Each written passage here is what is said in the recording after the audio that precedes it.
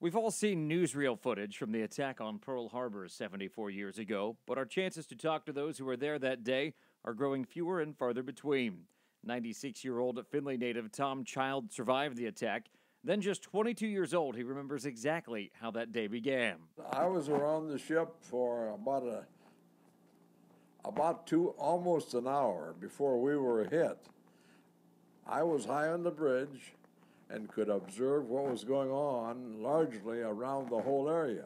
Child says just because his boat, the USS Cassin, was in dry dock when it was attacked, it didn't stop him from trying to get on a boat that could counter the Japanese assault. I soon left that operation because it didn't need me, and I went into the big battleship right at back of us.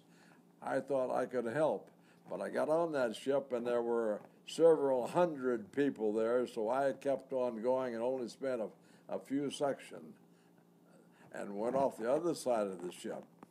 I walked up along the pier, and there was a cruiser, the Helena, a new modern ship.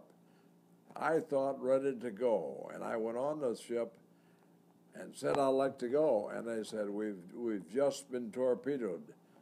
So I left within a few seconds and walked on until I got onto another ship. There were 5 ships up there. And I stepped on one of them and said, "Can I go with you?"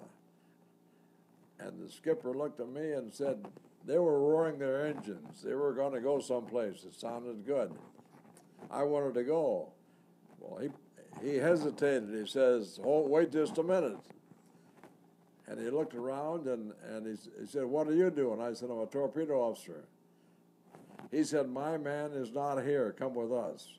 We need somebody with a torpedo." Before he started his journey to find a boat in service, Tom grabbed something very important to him, a meticulously kept diary. Days later, he would write down his memories from the attack.